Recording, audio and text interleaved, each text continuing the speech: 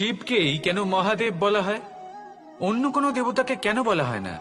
সেই কারণ মহাদেবের মধ্যে, ওনার মধ্যে এমন এক বিশেষ গুণ রয়েছে যা অন্য কারোর নেই। তা হলো নিঃস্বার্থ হয়ে মানুষের সেবা করা। যদি প্রয়োজন পড়ে, যদি সৃষ্টির পথে বিনাশের কালো মেঘ ছেয়ে থাকে, তখন নিজের প্রাণের চিন্তা না করে হলাহল পান করার জন্য প্রস্তুত থাকেন মহাদেব। আর এই অদ্বিতীয় ত্যাগের জন্যই শিবকে মহাদেব বলে ডাকা হয়।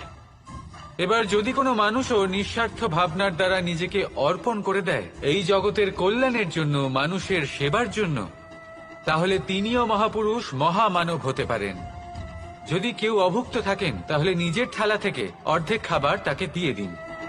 যদি কেউ অসুস্থ হন তাহলে তাকে সেবা করার, চিকিৎসা করার চেষ্টা করুন।